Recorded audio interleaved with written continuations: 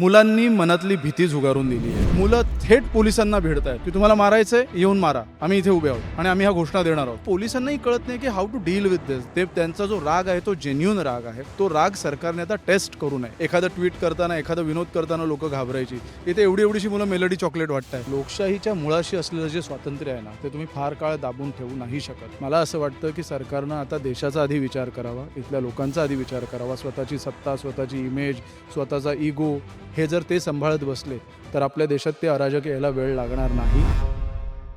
जंतर मंतरवरती जेव्हा फिरतोय तेव्हा अनेक माणसं भेटतात आणि त्यापैकीच एक वरुण सुखराज लेखक आपल्यासोबत आहेत. खरं तर कॉक्रोच जनता पार्टीविषयी आपण अगदी सुरुवातीच्या टप्प्यामध्ये पण बोललेलो आहोत. तू पण त्या व्हिडिओचा भाग होतास आणि आत्ताच्या टप्प्यावरती आपण बोलतोय तो फार वेगळा टप्पा आहे. त्यावेळी कदाचित तू किंवा मी किंवा आणखी इतर जणांनी सुद्धा इमॅजिन केला नसेल असा असा सगळा तो काळ होता. आणि आत्ता जेव्हा बोलतोय, काय दिसतंय तुला, काय वाटतंय जेव्हा इथं आलायस, सगळ्या मुलांशी बोललायस, सगळ्यांशी बोललायस, काय काय मत बनलंय? इथल्या मुलांच्या बाबतीत तर मी सांगतो की त्यांचं वय कुठलंही असेल, त्यांचं अफिलिएशन कुठेही असेल, काही अफिलिएशन नसणारी सुद्धा मुलं आहेत. मुलांनी मनातली भीती झुगारून दिली आहे. म्हणजे हे चित्र मी आजतागायत गेल्या 10-12-15 वर्षांच्या या सगळ्या काळात एकदाही बघितलेलं नाही आहे की मुलं म्हणजे वेन आय से मुलं ही काही फक्त युनिव्हर्सिटीतली की ज्यांना ह्या आंदोलनाची सवय अशी नाही आहे. 9वी-10वीची मुलं आहेत. काल मी आम्ही बसलेलो तिथे, ते एक मुलगी आलेली होती. ती 12वीतली मुलगी होती आणि ती आम्हाला असं म्हणाले की मेरे मम्मी पापा गलत है. मतलब क्यों? क्योंकि उनको अभी भी समझ में नहीं आ रहा है कि ये जो चल रहा है वो गलत है. तर म्हटलं इथे हे सगळं रेकॉर्ड होत आहे, कुठेतरी तुझा फोटो दिसेल, तुला दिसले तर मी त्यांचा ओरडा खाईन, मी भांडेन, पण मला आज इथे बसायचं आहे. एवढीशी लहान मुलगी होती. म्हणजे जनरली आपल्याला जे असं असतं की विद्यार्थी आंदोलनांमध्ये ज्या पद्धतीची मुलं असतात, त्यांचे जे काही एक ग्रूमिंग झालेलं असतं त्यासाठीचं, ही सगळी लहान लहान मुलं आहेत, एकदम इनोसंट आहेत. काल एक मुलगा एका अशा धिप्पाड पोलीस ऑफिसरला विचारतो, अंकल अंदर कैसे जाना है? तर माझ्या पत्ता विचारतं की प्रोटेस्ट जायचं हे इथेच मागे. तर तो पण कन्फ्युज झाला की हा मलाच विचारतोय, तर क्या करना है अंदर जाके? तुला प्रोटेस्ट करना है? तुला प्रोटेस्ट करोगे लट पडेंगे. पढ़ने दो अंकल, मुझे करना है, मुझे अंदर जाने का रास्ता बताओ. हे सगळं पोलिसांना सांगतोय. पोलिसांच्या समोर 2 जण होते मस्त मोठे आणि ते पण कन्फ्यूज झाले, कारण they are also not train to deal with something like this. म्हणजे आता मेजर गोंधळ काय झालाय ना, की हे एवढीशी मुलं येतो तुम्ही, आणि हे मला पोलिसांशी बोलताना पण कळतंय की त्यांना सुद्धा ते ना जमत नाहीये. आता हे CRPF किंवा इतर फोर्सेस आणाव्या लागल्या त्याचं कारणच आहे, कारण दिल्ली पोलीसचे कितीतरी कॉन्स्टेबल्स आहेत की त्यांना स्वतःलाच ते पटत नाहीये करणं. मला असं वाटतं हे ऐतिहासिक आहे. पण हे तू जे सांगतोस ना त्याच्यावरूनच मला काल मला दिसलं ते तुला सांगतो की एक बाई एकदम लहान मुलीला घेऊन आली होती. त्यांच्या हातात चॉकलेट्स होते आणि ते जाऊन जाऊन पोलिसांना देत होते. मेलडी होतं का चॉकलेट? क्लिअर. कारण इथे मेलडी एवढ्या ट्रेंडमध्ये आहे. म्हणजे माझा मुद्दा काय आहे ना, की फार पूर्वी म्हणजे आपण वेस्टर्न ह्याच्यातले खूप सारे काय वेब सिरीज आणि असं काही काही बघत असतो. आम्हाला आधी असं वाटायचं की ज्या पद्धतीची लोकशाही अमेरिकेमध्ये आहे किंवा ज्या पद्धतीचं वेस्टमध्ये लोकशाहीचं एक ओपन कल्चर आहे, ते आपल्याकडे कधी पाहायला नव्हतं मिळालं. पण इथे जर तू एक राऊंड मारलास तुझ्या लक्षात येईल, या मुलांनी ते अडॅप्ट केलेलं आहे.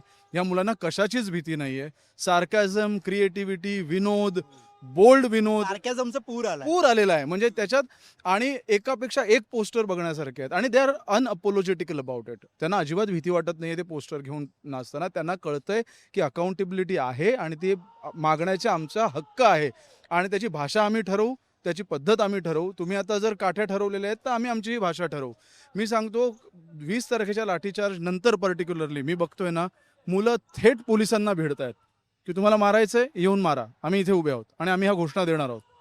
ह्या पद्धतीसाठी खरं तर आपल्या सुरक्षा यंत्रणा पण तयार नाही आहे. त्याचं कारण दिस इज ऑर्गॅनिक. आपण सुरुवातीला ज्यावेळी बोललो होतो, कॉक्रोच जनता पार्टी हे डिजिटल ह्याच्यातून सुरू झालं, त्याच्यावर डिजिटल फॉलोअर्स वाढले आणि ते सगळं चालू होतं. व्हर्च्युअल होतं आणि पक्षही. आता खरं असं झालं की आता it is not just about cockroach Janata party.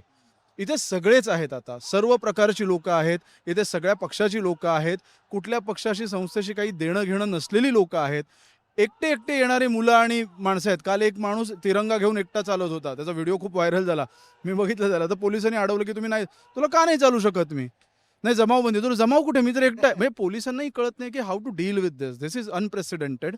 आणि त्यामुळे this is a huge success मला असं वाटतं की गेल्या अनेक वर्षात जे दाबलेला जो एक हे होता आणि प्रत्येकालाच ती संधी मिळाली आहे मला असं वाटतं. कारण नीटच्या विषयाने जरी सुरू झालेलं असलं तरी इथे तुम्ही बघाल तर प्रत्येक पोस्टर प्रत्येक माणूस हा आपलं आपलं एक दुखणं घेऊन आलेला आहे. काल एक जण कुणाला तरी सांगत होता, काय बोर्ड होता की सांगत होता मला आठवत नाही, की माझ्या बायकोला मी शिकवलं लग्नानंतर माझ्या पगारातले पैसे वाचवून आज तिला 13,000 रुपये महिन्याची नोकरी मिळते. तेवढे तर मी तिच्या महिन्यावर शिक्षणावर खर्च केलेत. मी काय करू? आता याचा नीटशी संबंध नाही आहे, पण तो त्याचा रोष आहे. आणि हा रोष कुठून तयार झाला? हे सगळं कुठून बिल्टअप झालं? ह्याचा विचार सरकारने करायला हवा. मी तुला यातलं एक आयरनी सांगतो. तू जे सांगतोयस ना त्याच्यावरनं सांगतो. काय म्हणजे एक कमालीचा आहे विरोधाभास सगळा. एक मुलगा मला भेटला गावकडे अहिल्यानगरवरनं आला होता. अच्छा. घरचे काय करतात म्हटलं? म्हणाले मजूर आहेत. दोघंही आई-वडील मजुरी करतात म्हणून. आईनं लाडकी बहिणीमधनं जे पैसे मिळाले होते ना, हं. ते त्याला तिकिटाला आणि ते खर्चाला दिले. वाह! ते घेऊन तो पोरगा तिकडे येऊन 4 दिवसापासून बसलाय, काठी पण खाल्ली. याला पोएटिक जस्टिस असं म्हणतात. आणि आपल्याला ही गोष्ट समजली पाहिजे खरं तर. आपण आत्तापर्यंत नरेटिव्ह, मीडिया, सोशल मीडिया ह्या सगळ्याला कॅप्टिव्ह ठेवण्यामध्ये सत्ताधारी यशस्वी झाले होते. आता ते सुटलंय त्यांच्या हातून. आता तुम्ही जर बघाल आम्हाला परवा आमची चर्चा झाली होती, की YouTubeवर जेवढे व्हिडिओज येतायत, आम्हाला असं वाटतं, की हे पुल डाउन होतील. ते पुल डाउन नाही होत आहेत videos. If you see that's a big thing. म्हणजे आता त्यांनाही लक्षात आलं, की काय वर्क होतंय ते. लोकं शोधून हे व्हिडिओज बघतायत. म्हणजे जनरली आधीच्या म्हणजे आता आम्ही किसान आंदोलन कव्हर केलंय, आम्ही त्यावेळी पाहिलेलं आहे, आत्ताही पाहिलेलं आहे. अशी लोकं बोलतायत जी एरवी कधीही बोलायला धजावली नसती. त्याचं कारण त्यांचा थ्रेशोल्ड टच झालेला आहे आता. म्हणजे ह्याच्यामागे काही कॉन्स्पिरसीज आणि हे सगळं करत राहतील लोकं, काही सांगत राहतील ते सोडून देऊ. पण तुम्ही इथे एकेका माणसाला इंडिव्हिज्युअली भेटलात ना, तो त्याचं दुःख घेऊन आलेला आहे. आणि एवढी लोकं एकाच वेळी दुःखी का आहेत, चिडलेली का आहेत, ह्याचा विचार सरकारने वेळेत केला नाहीये आणि आता ह्या पद्धतीने तो बाहेर येतोय, जो काही राग आहे तो. हे सगळं बघता हे कोणत्या दिशेनं जाताना तुला आता या टप्प्यावर दिसते? आत्ता तरी असं झालेलं आहे, की मी जसं मगाशी म्हणालो, की हे कुठल्या एका चेहऱ्याविषयी, एका प्लॅटफॉर्मविषयी, एका स्टेजविषयी उरलेलं नाही आहे. आज तुम्ही बघाल तर गावागावांमध्ये अगदी मुंबईमध्ये काल झालं, पुण्यामध्ये झालं, अनेक ठिकाणी चालू आहे. इथे जंतर मंतरला इटसेल्फ तू तर बघतच असशील, की हा आपला मेन एरिया आहे स्टेज आणि ह्या अराउंड जिथे सगळी टीम आणि सगळीजण आहोत. पण तू बाहेर एक्सटिरियर्समध्ये जरी जाशील, तरी तिथे 200-200 लोकं एकत्र येऊन घोषणा देत आहेत. आता ते कुणासाठी इथे आलेले आहेत किंवा त्यांचा नेता कोण आहे आपल्याला नाही माहिती. पण ते मनापासून घोषणा देत आहेत. ते त्यांचा जो राग आहे तो जेन्युइन राग आहे आणि तो राग सरकारने आता टेस्ट करू नये. हे इथून पुढे कुठे जाईल हे सरकार किती संवेदनशीलपणे वागतंय ज्याची शक्यता फार कमी आहे. पण किमान किती प्रॅक्टिकली बघतंय ह्याच्याकडे ह्याच्यावर ठरेल. त्याचं कारण हे एका अनार्कीची सुरुवात असू शकते. कारण ही मुलं आता कशालाच घाबरणार नाहीयेत. म्हणजे एक असतं की एका चौकटीत आपली लोकशाही चालते. पण ती चौकट ज्या क्षणाला तुम्ही जास्तीत जास्त अशी ती टायटन करत जाता आणि माझं स्वातंत्र्यच हिरावता, त्यावेळी मग लोकं कुठलीही चौकटी, कुठल्याही गोष्टी मानत नाहीत. म्हणजे इथे म्हणजे काही वर्षांपूर्वी अगदी 2019च्या इलेक्शनपूर्वी जरी तू बघितलंस तरी एखादं ट्वीट करताना, एखादा विनोद करताना लोकं घाबरायची. इथे एवढी-एवढीशी मुलं मेलडी चॉकलेट वाटतायत आणि हे सोबत म्हणतात पीएम सर ने भेजा है, पीएम सर ने भेजा है. आता आम्ही मगाशी मी आणि श्यामरंगीला होतो. आम्ही सुद्धा मी असं म्हणालो, की इथे यायच्या आधी मी म्हटलं मोदीजींनाच घेऊन येतो बोलायला. श्यामनी भाषण केलं. केवढा उत्स्फूर्त प्रतिसाद होता लोकांचा आणि ही असंवेदनशीलता लोकांना दिसते. ह्यावेळी मी इथे फिल्म करायला आलेलो नाहीये. ह्यावेळी त्याचं कारण ह्यावेळी असं आहे, की हे सगळे व्हिज्युअल्स थेट आपल्यापर्यंत येत आहेत. याआधी असं व्हायचं, की त्याच्यावर ते कॅप्टिव्ह करण्याचं सरकारकडे एक पद्धत होती आणि ते करू शकत होते. यावेळी ते नाही करू शकत आहेत. एक व्हिडिओ अगदी कालच्या त्या मुंबईच्या ह्याचा पोलीस गाडीत बसून सांगतोय, की मी पुडी टाकीन तुझ्या ह्याच्यात आणि अडकवेन. हे सुद्धा मुलं आणि त्या व्हिडिओत तो मुलगा स्वतः दिसतोय. त्याला भीती नाहीये ह्या गोष्टीची, की उद्या माझं काय होईल. आता एवढी मुलं ज्यावेळी भीती झुगारून येतात, तुम्ही किती जणांवर केसेस टाकणार आहात? हे म्हणतेस तर मला आणखी एक व्हिडिओ आठवला मुंबईतलाच व्हिडिओ चेंबूरमधला, हां. की ती मुलं सगळी गाडीत भरलेली आणि आहेत. त्यांनी उडून सोडून दिलेलं आहे. अरे याच्यावर सरकारचं म्हणून लोक लिहितात बघा पेपर कसा लीक लीक होतो. होतो. एक्झॅक्टली. काय झालंय तुम्ही लक्षात घ्या, की लोकशाहीच्या मुळाशी असलेलं जे स्वातंत्र्य आहे ना, ते तुम्ही फार काळ दाबून ठेवू नाही शकत. ह्याचं हे मूर्तिमंत उदाहरण आहे. This is embedded in our democracy. हे होणारच होतं. फक्त हे अशा पद्धतीने होतंय. आता हे इथून पुढे कशा पद्धतीने जाईल, हे सरकार कशा पद्धतीने रिॲक्ट करते त्याच्यावर आहे. ते जर असेच असंवेदनशील राहील आणि त्यांना असं वाटत असेल, की आपली नेहमीची ती आय-टी सेल आणि नेहमीची इन्फ्लुएन्सर नेटवर्क वापरून आपण हे सगळं बदनाम करून हे, तर असं मला आता वाटत नाही ह्यावेळी ते होईल. ते शेतकरी आंदोलनाच्या वेळी झालं. आम्ही स्वतः त्याचे साक्षीदार आहोत, की त्याचा खूप मोठा इम्पॅक्ट भारतात झाला. आता ते काही वर्क होणार नाहीये. आता लोकं झुगारून द्यायला लागलेत. इव्हन काही सेलिब्रिटीज सुद्धा त्याचं कारण त्यांना कळतंय. परवा मी बघितलं इथे 12 वर्षाच्या एका मुलाच्या खानकन एकाने CRPFच्या जवानांनी मारलं. आज मला वाटतं काल काश्मीरमधून 10 नवीन कंपनीज आल्या आहेत. आज मला कळलंय त्रिपुरासुद्धा येत आहे. 3,500-4 हजाराचा फौजफाटा आहे आणि त्यांच्यासमोर कोण आहेत? ही 12 वर्षापासून 32 वर्षापर्यंतची मुलं आहेत. काय करणार आहात तुम्ही? किती म्हणजे लोकं टिअर गॅसला घाबरत नाही आहेत. कशालाच घाबरत नाही आहेत लोकं. आता तुम्ही बघा आज मी सकाळी इथे ह्याला होतो सुरजित भवनला होतो. तिथे कॉम्रेड मरियम ढवळे आणि मी बोलत होतो आणि तिथे एक स्विगीची डिलिव्हरी आली. तर हा पार्ट नक्की दाखव लोकांना तू, की काय अनुभवतोय आम्ही इथे. आणि त्यांनी विचारलं कोण आहे? ते मोठं ऑफिस आहे ते. कुणाच्या नावाने आलंय? ते बोलले नाही माहिती. तर मग म्हटलं डिटेल तर चेक करा त्याच्यामध्ये. तर ते डिटेल SFI दिल्ली एवढ्याच डिटेलवर आलेलं. तर तो पत्ता हा होता. तर मग ते म्हटलं पेड आहे. उघडलं तर त्याच्यामध्ये 25 छत्र्या होत्या. आणि माझ्याकडे आत्ता फोटो मी थोड्या वेळाने ह्याच्यावर टाकेन माझ्या सोशल मीडियावर. आम्ही तासाभरात ती अर्धी खोली भरून गेली. लोकं वाटेल ते पाठवत. आत्ता कोणीतरी मला कळलं 150 पिझ्झा पाठवलेत. बर्गर्सचे म्हणजे McDonald'sचे लोकं जिथून तिथून काहीही पाठवतायत.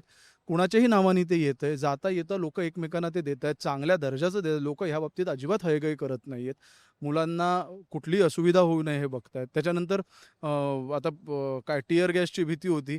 आज मी सकाळी तिथे असतानाच ह्याच पार्सल्समध्ये एक पार्सल असं आलं, स्विमिंगचे आपले गॉगल्स असतात ना, त्यातल्या 20 गॉगलचं एक पार्सल आलं. फॉर टिअर गॅस अशी त्याच्यासोबत नोट होती, की टिअर गॅस असेल तर हे गॉगल घालून फिरा. तू बघशील कितीतरी मुलं इथे गळ्यात ते स्विमिंगचे गॉगल घालून फिरतात. आलाच टिअर गॅस तर आम्ही ते घालू म्हणून. तैयार हम.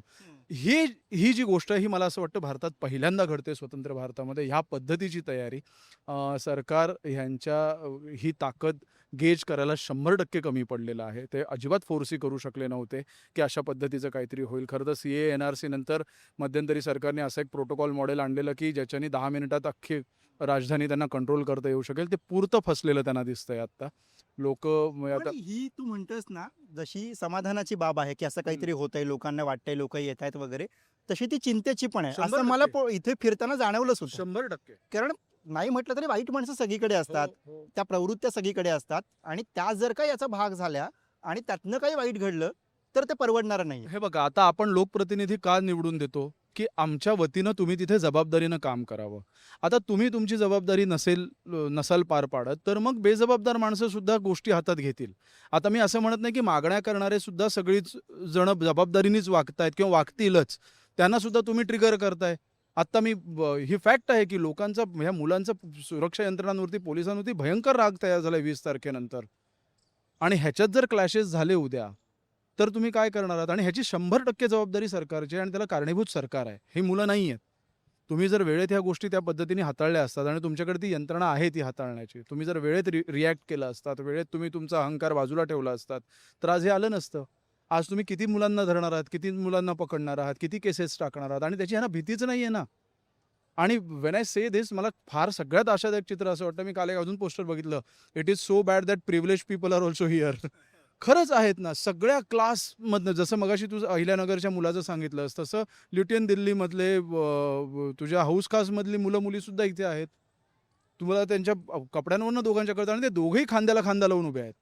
दोघेही चिडलेले आहेत सरकारवर. इतकी नाराजी सरकारला आत्तापर्यंत मला आश्चर्य वाटतं कसं वाटलं की आपण ही दाबून ठेवू शकू किंवा ही आपण कंट्रोल करू शकू आपल्या त्यांच्या नेहमीच्या हातखंड्यांप्रमाणे. ते पुरते फसलेले आहेत. कदाचित हे पॉसिबल आहे की ह्याच्यातून एक अराजक होईल, त्याच्यातून हे सगळं मिटवायला सरकारला यश मिळेल जबरदस्तीने बळाचा वापर करून. पण हा राग जो आहे हा आता व्हिजिबली आपल्याला दिसलेला आहे. हा राग पुढे कशातही कन्व्हर्ट होऊ शकतो. मला असं वाटतं की सरकारनं आता देशाचा आधी विचार करावा, इथल्या लोकांचा आधी विचार करावा. स्वतःची सत्ता, स्वतःची इमेज, स्वतःचा इगो हे जर ते सांभाळत बसले तर आपल्या देशात ते अराजक यायला वेळ लागणार नाही. आणि हे आपण काही कुठल्या निबंध स्पर्धेत बोलत नाही आहोत. हे आपण तू आणि मी इथे अनुभवतोय. म्हणजे इथे बाहेर आत्ता कुठल्याही बाजूनी बाहेर पडलो जंतर मंतरच्या तर तिथे 200-250 मुलं आहेत. ह्यांचा नेता कोण आहे? हे कुणाच्या ह्यानी आलेले आहेत? कुणीच नाही आहे. आणि तिथे जर उद्या काही घडलं आणि कदाचित जर सरकारनं नेहमीच्या त्यांच्या स्टाईलप्रमाणे ते घडवण्याचा प्रयत्न केला तर त्याच्यातून अजून डेंजरस काहीतरी घडेल असं मला वाटतंय. आणि ते घडलं तर त्याचा फटका आपल्या देशाच्या ओव्हरऑल डेमोक्रॅटिक स्ट्रक्चरला बसू शकतो.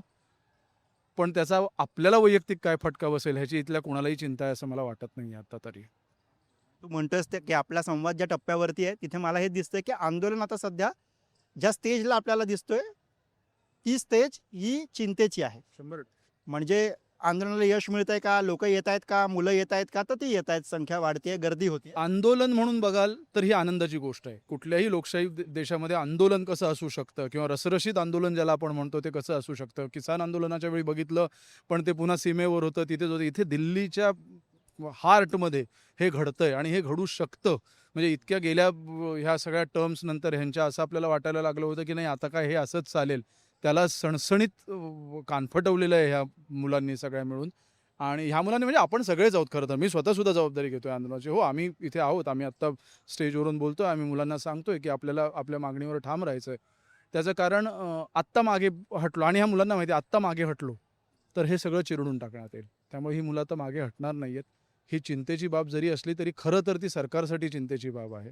कारण ते अल्टिमेटली आन्सरेबल आहेत. त्यांना उत्तर द्यायचं आहे उद्या जाऊन, जर काही बिघडलं तर. आम्ही तर आमच्या मागण्या घेऊन बसलेलोच आहोत. ही जर मागणी पहिल्या दिवशीच मान्य झाली असती, धर्मेंद्र प्रधानांनी राजीनामा दिला असता, आज लोकं नरेंद्र मोदींचा राजीनामा मागतायत. मी तर कधीपासून मागतोय. आज सगळीच जण इथे मागतायत, की धर्मेंद्र प्रधान ठीक आहे, आता मोदींनी द्यावा. का द्यावा? कारण 20 तारखेला जे झालं, त्याची नैतिक जबाबदारी कोणी घ्यायची? शिक्षण मंत्री म्हणून त्यांनी नीट पेपर लीक झाला ठीक आहे. त्याच्या पुढे जे घडतंय, त्याच्या पुढे हे जो बळाचा वापर आहे, इथे जे पेलेट गन्स राजधानीत वापरल्या गेल्या ना, आत्तापर्यंत जे आपण बघत होतो, की म्हणजे हे कुठल्या प्रकारचं अभय तुम्ही या देशात म्हणजे जे काही तुम्ही म्हणत होतात ना, की आपण एक असा मजबूत देश आणि असं काहीतरी बनवू. हा काय मजबूत देश? की पूर्वी जे जम्मू काश्मीरच्या खोऱ्यात सेन्सिटिव्ह एरियाजमध्ये व्हायचं ते तुमच्या राजधानीत, तुमच्या संसद भवनाच्या आजूबाजूला घडतंय. पॅलेट गन्स वापरल्या जात आहेत आणि वापरल्या गेल्या आहेत, दिसतंय आपल्याला. सो 100% ही चिंतेची बाब आहे. पण ह्याला 100% कारणीभूत सरकार, नरेंद्र मोदी, त्यांचा अहंकार, त्यांचा इगो हेच आहेत. तो त्यांनी वेळेत ते आवरतील अशी काही खात्री वाटत नाही आणि हे सुद्धा आवरेल ह्याची काही शाश्वती आता वाटत नाही. शेवटी ज्यावरनं हे सगळं सुरू झालं, वाढलं, तो मुद्दा संवादाचा होता आणि तो संवाद दिसला नाही आणि म्हणून हे वाढलं. त्यामुळे आत्ता या टप्प्यावरती तरी किमान संवादाची अपेक्षा आहे. वरुणशी आपण बोललो, अनेकांशी आपण बोलतोय खरं तर. काय काय होतंय समजून घेतोय. आता पण जेव्हा मी हा व्हिडिओ शूट करतोय, काही ठिकाणी तणाव दिसतोय, काही ठिकाणी घोषणाबाजी दिसते. पोलीस आणि सगळे आंदोलनकर्ते, छोटी मुलं यांच्यामधला संघर्ष दिसतोय. हा थांबावा ही अपेक्षा भारतीय म्हणून किमान आपण सगळ्यांनी करायला हवी. आणि बोलबिडू बघत राहा. जंतर मंतरवरती जे घडतंय ते तुमच्यापर्यंत आम्ही पोहोचवतोय. या व्हिडिओसाठी कॅमेरा हाताळलाय माझा सहकारी अमर सकपाळ याने.